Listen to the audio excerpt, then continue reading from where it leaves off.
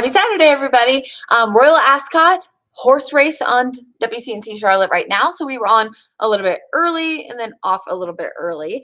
So we were on from 7 to 9. So sorry if you missed us, but don't worry. We'll be back in action tomorrow from 7 to 8 and 9 to 10 over on WCNC Charlotte. Now, let's talk about the forecast. So today we are seeing a lot more sunshine. Now it is still muggy and we do still have an opportunity for storms, but things are much, much better than they were yesterday. These are live pictures here from Dallas, Boone, Charlotte, and over toward Kannapolis. Now there have been a few little tiny sprinkles so far this morning in a few spots, but I have seen most of that start to end as of the latest update here. Those are mostly in Gaston County, had a few in Catawba, Southern Alexander, and even Iredell counties. But that again was more of the exception, not the rule.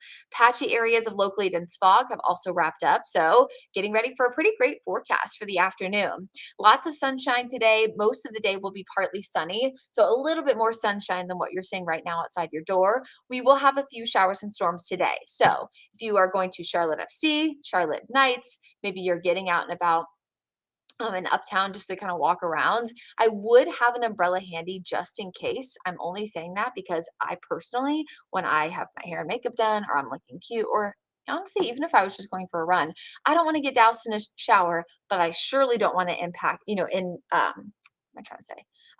Get into any kind of issue, with a thunderstorm. Temperatures today, mid 80s. We're in the upper 80s, close to 90 tomorrow, and our rain chances are less than about 10% for the majority of Sunday. So if you were looking for one day to get outside, you're probably going to want to wait till tomorrow.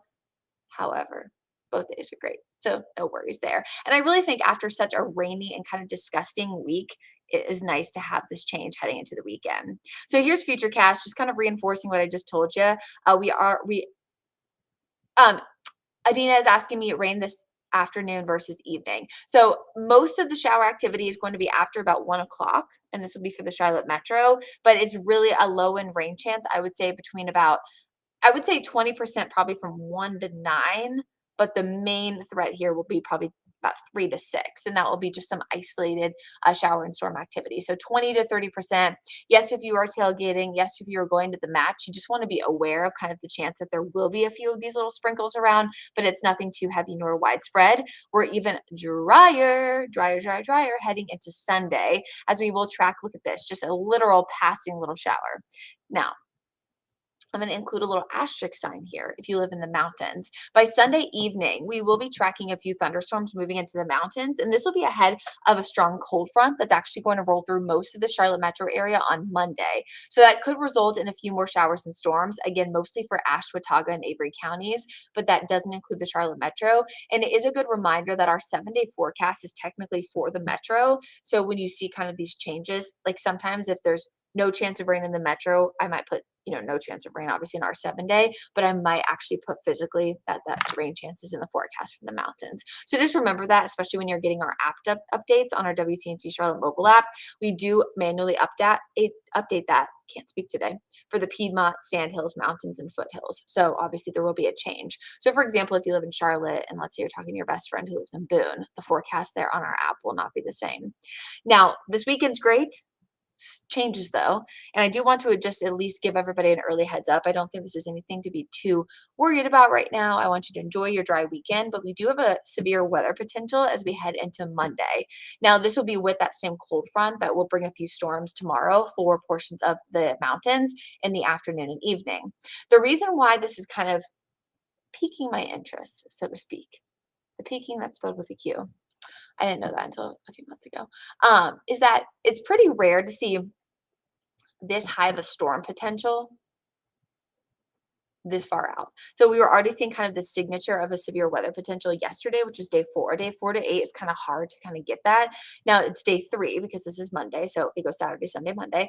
And we're already seeing a low risk for strong to severe thunderstorms. In fact, there is even a more moderate risk for large hail, gusty winds, and even a spin-up tornado, mainly east of 77. Now, these maps will change over the next few days, and I don't think you should be married to kind of exactly where it's drawn. But what I just want to draw your attention to is that this is a pretty strong signature for some strong to severe storms on Monday. So we are going to be tracking this closely. And I think if we still have this much of an elevated risk tomorrow, I probably will be encouraging folks to stay weather aware for a more intense opportunity for storms on Monday.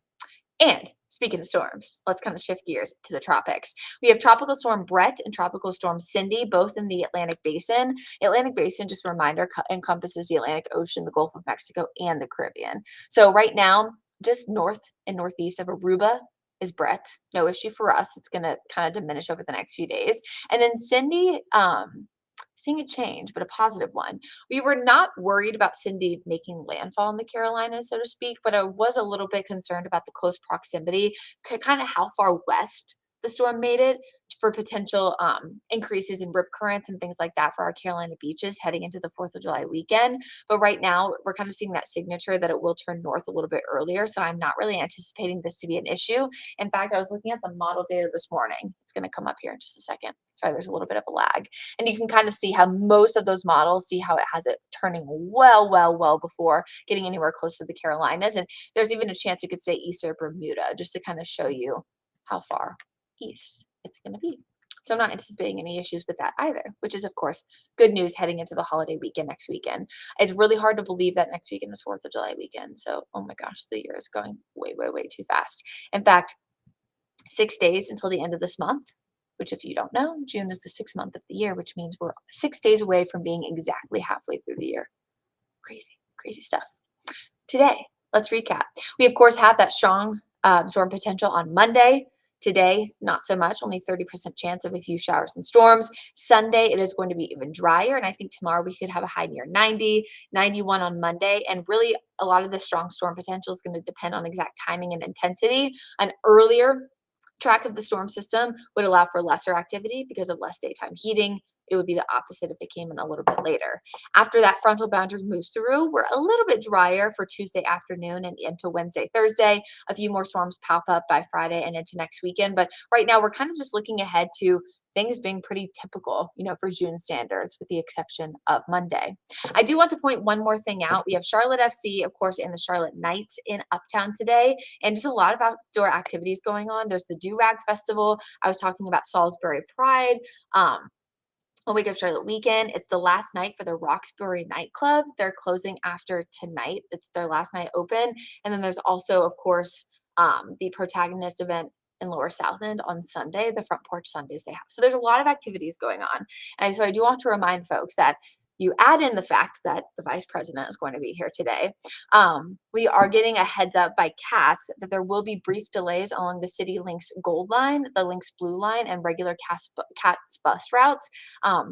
Anywhere between the scheduled visit, which they haven't really given us a lot of specifics on that, but I would guess between about now through about 4 o'clock. So even though, the games and the match is a lot later, I still think this could impact people as they're getting out to tailgate. So just remember that. If we do get any updates, we will send a push alert if you have our WCNC Charlotte mobile app on street closures, things like that. So I do encourage everybody to download that because you can track the street closures today, if there are any isolated storms later on too. And of course, the weather forecast as we look ahead to that strong storm potential on Monday. So for now, I'm going to leave you all and tell you to have a happy, healthy, safe Saturday. Stay safe. And of course, we're looking ahead to Monday, strong storm potential, but a great weekend before we get there. So I hope you're able to get out and enjoy it.